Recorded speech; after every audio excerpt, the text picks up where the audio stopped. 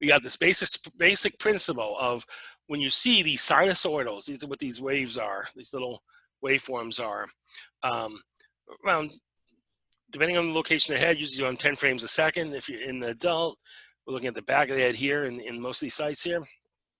That's a sign that the brain, the tissue is resting. It's not getting much blood flow.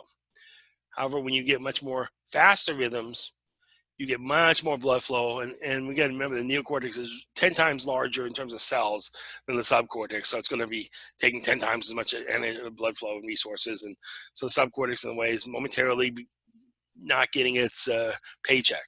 Here, more than enough to go around resources. Here, it's being deprived. It can be deprived. Some systems may be deprived or reduced in what they need.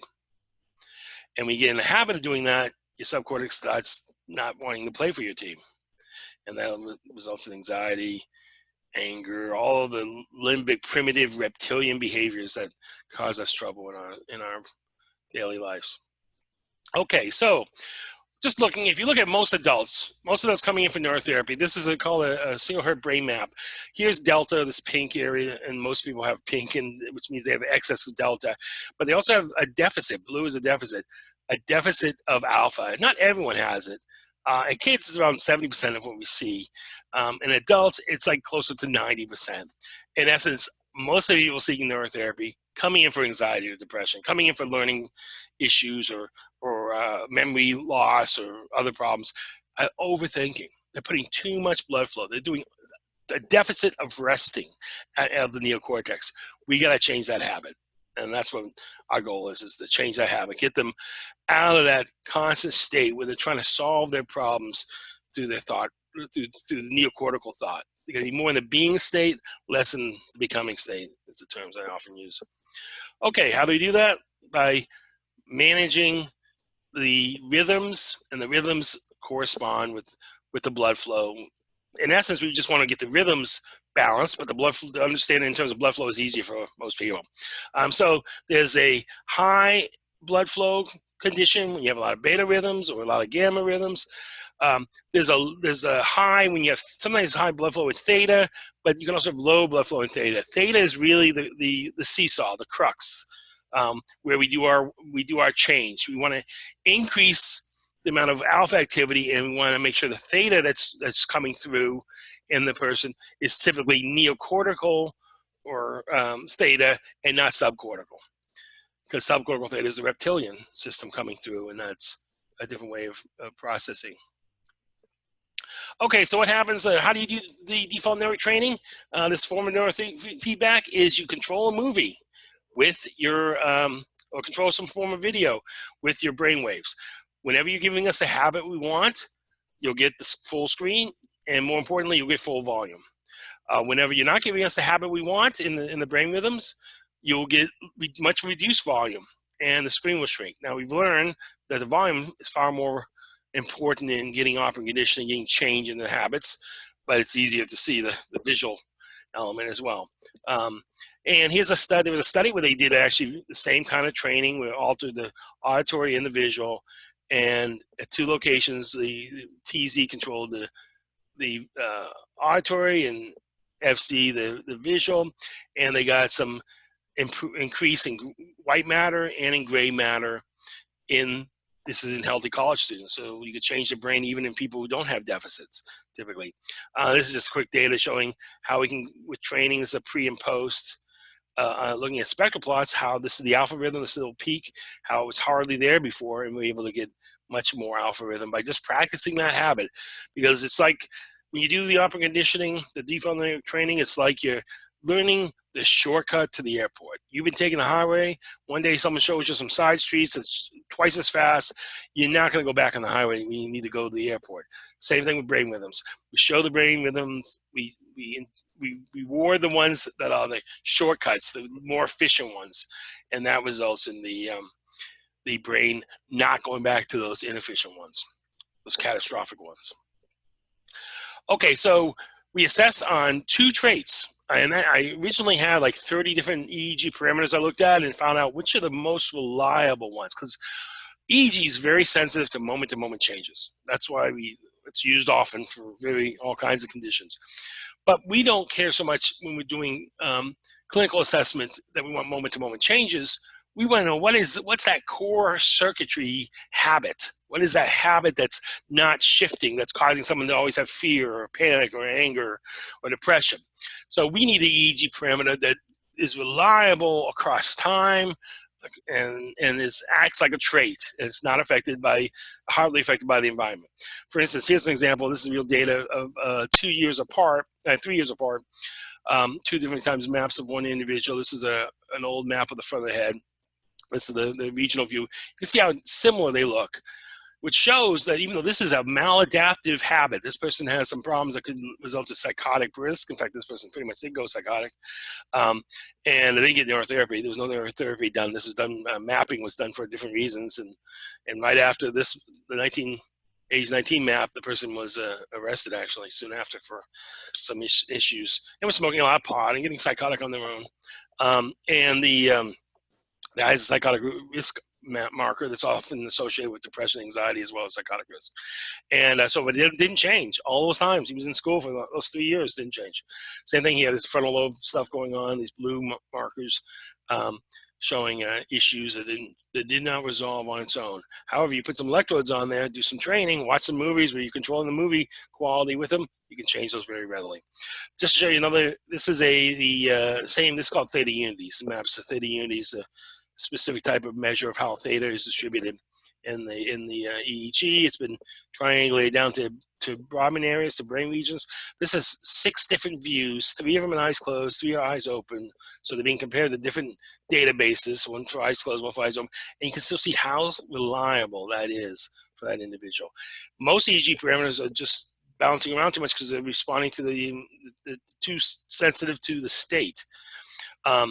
We train using parameters that are sensitive to state because that's okay. And most parameters have some little traded element, but most of them much more state.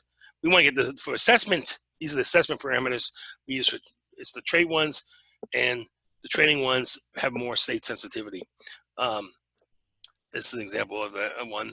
This measure is a little trait-ish, but not completely trait-ish. You can see it has some changes going on there.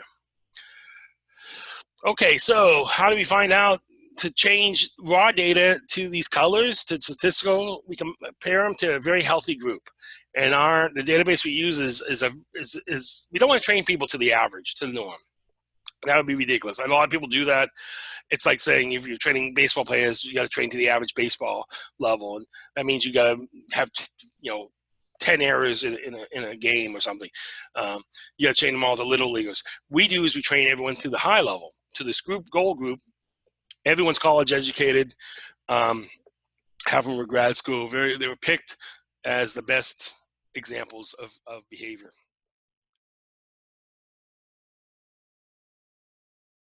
The brain map of the individual, what's going on, and we can figure out severity and how many sessions that will be needed to normalize these different, and they have different habits, different ways to fix them. We've learned through doing this a couple thousand times with people. And this is just showing like a recipe that no one can understand unless you're a clinician in this field. But this is, we know the recipe of how to improve the habits and how to get them to go towards the healthy, get them to go towards the green, as we like to say. Okay, so just to give you a quick overview, we look at delta activity. Here's the delta. It's in this range here. We don't have any norm on the 1 hertz. But the 2 and 3, that's our delta.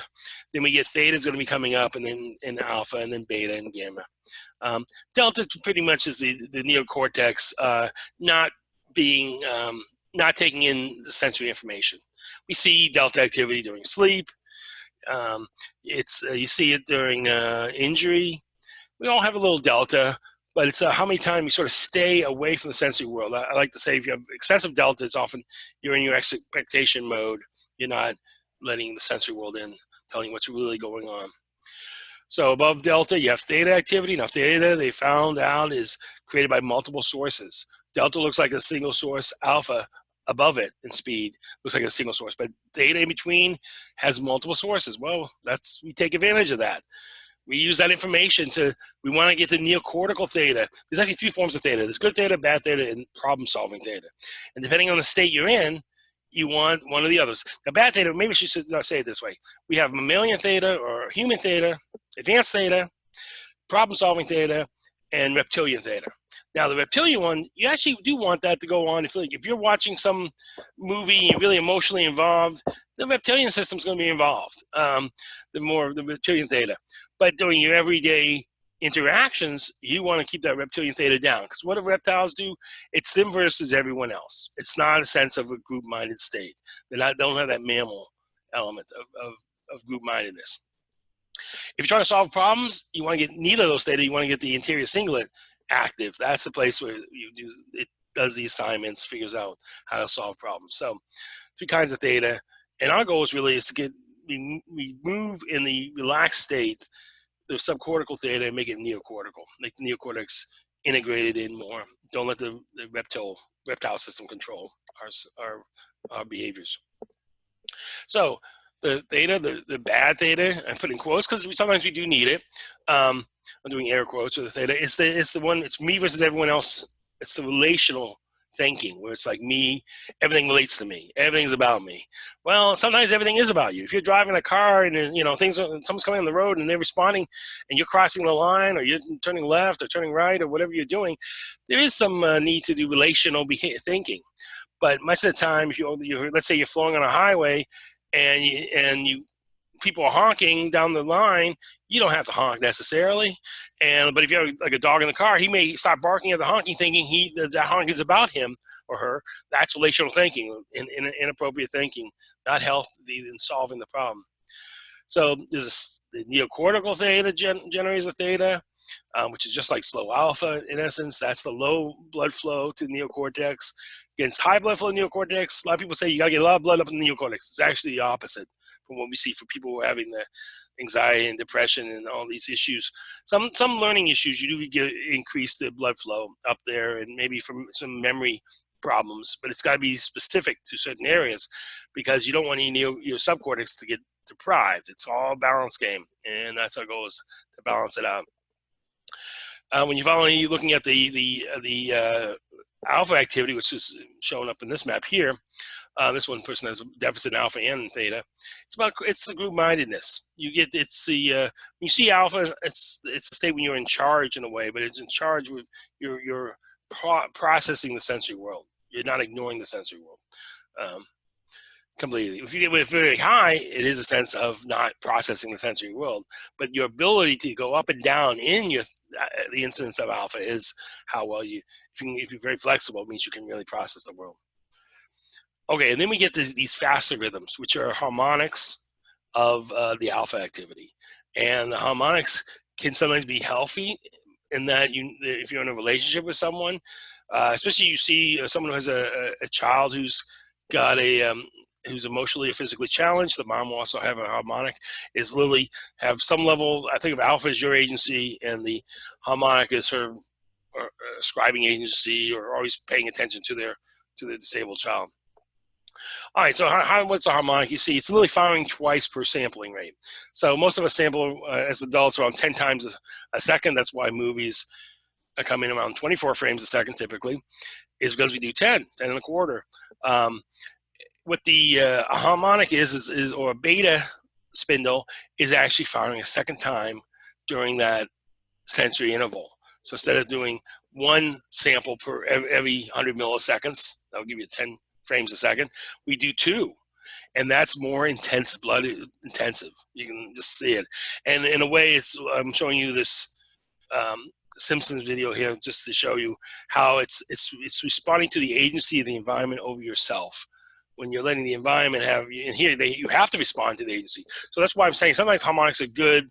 They're definitely good in certain situations, but we assess people in this eyes closed, relaxed condition. If we see a harmonic, we have to interpret it and find out, is it a problem? This multiple mindedness, or this two-mindedness, it can become multiple to the point it's out of control. Are they collaborating with other people, or they constantly have to accommodate? That would be the negative side. Collaborate, positive side. We can get rid of those harmonics. We can change that habit. We can increase it. We can create a harmonic if it's necessary, but typically that's only in like autistics or other individuals who are too self-centered, too egocentric.